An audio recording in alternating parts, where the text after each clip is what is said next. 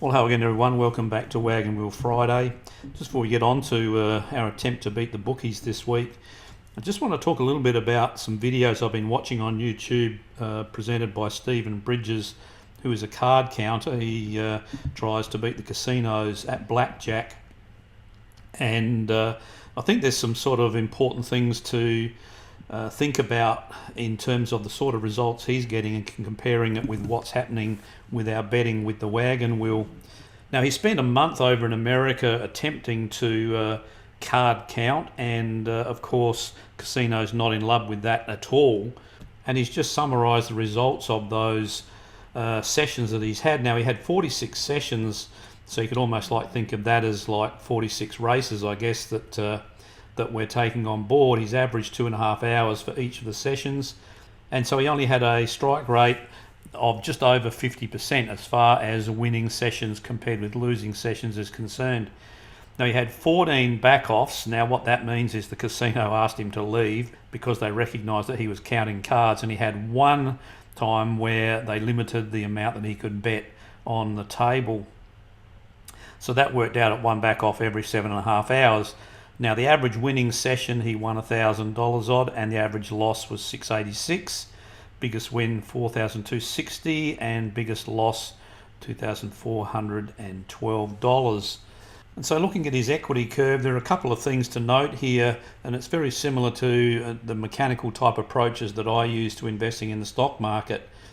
We can see that towards the end of his month, things didn't go according to plan, with his profit falling from over $16,000 down to about $11,000. But at this particular point here, there was a drawdown in his profits of 35%.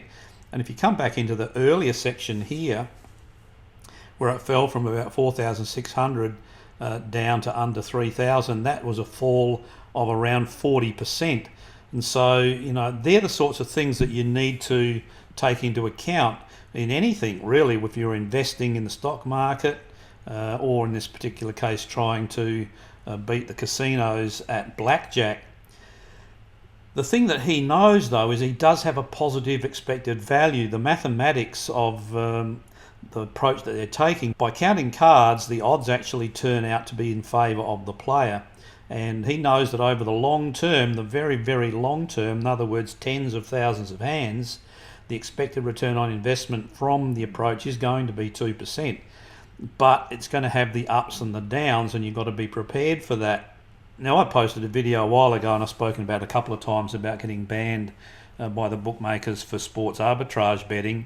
Now, in the case of my betting, the positive EV was absolutely guaranteed. There was not a single investment I made that had any chance of losing. The only way I could possibly have lost money was if the bookies refused to pay out.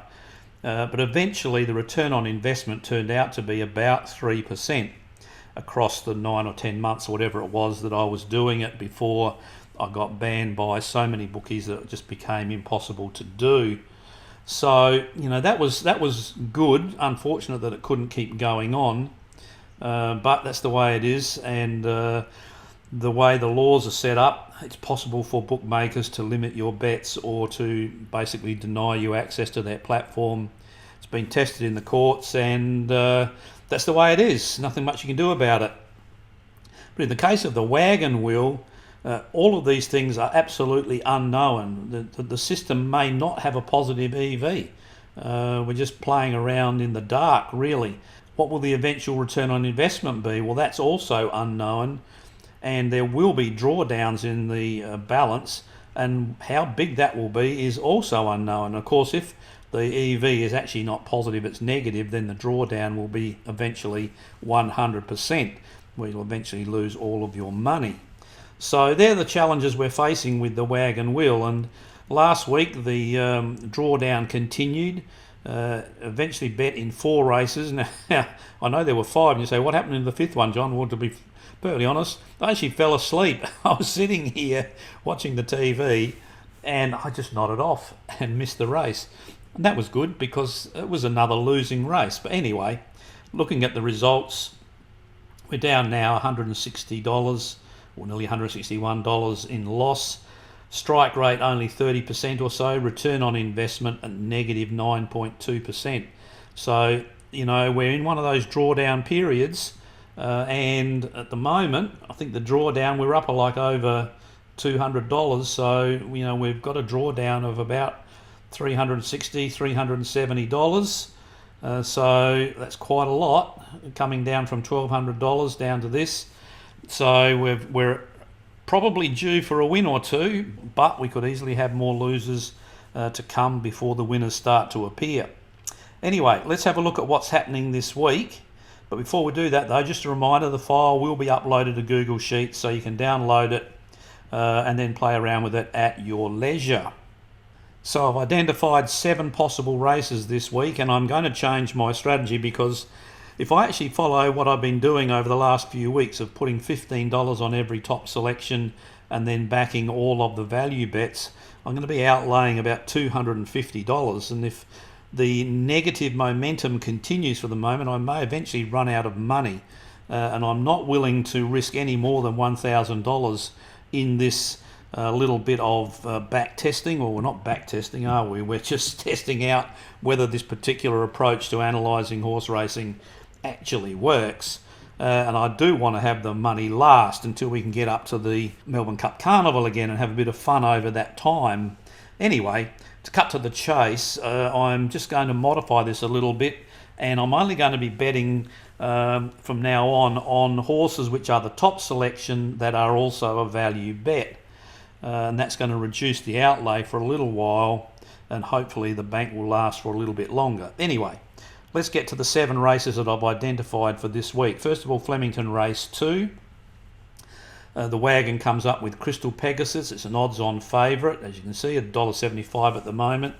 And so therefore I'm not be betting in this particular race. Flemington Race 6, the same thing happening. Interesting to see Zaki returning, very good horse. Short price. The wagon wheel has it rated on top, but I won't be having a bet in that race either. Next race, Randwick Race 4. A number of chances identified by the wagon and 2 equal top picks, Too Much to Bear and Mighty Bill. However, Too Much to Bear is a value bet, and so therefore I will be having $11 on that one, provided the price stays above $5.53. Next race, Randwick Race 7. This is a very nice horse, Lighthouse, and the wagon has identified it as quite a standout away from the rest of the field here. And so a bigger bet on this one, $21 on this one, currently priced at $4.60 by the bookmakers. Doomben Race 6. If we were to follow all the value bets, we're putting nearly $40 into this race. And if we're betting the top one, another $15. That's $55 you'll be putting on the race. And so that's part of the reason why I'm not doing that. I want to preserve the capital a bit. And so therefore I'm just going to be backing the top selection, which is Sea Raider. Just sneaking in here, $3.46, priced at $4.20, so $17.50 or so on that one. Ascot Race 7, again, a number of chances by the wagon here. If I was to be betting all the value bets, I'd be having $45, including $15 on the top selection, which is the Spruker. And nice price here at $9.50, so $12.50 going on to the Spruker. And the last race at Ascot, a horse here just sneaking in, the top selection at $5.38, can get $5.50 on the bookies at the moment. So at the moment that will be an investment there. And so it's happy punting to everybody, and I do hope that our fortunes are good on the weekend, and certainly a bit better than what they've been for me over the last 3 or 4 weeks.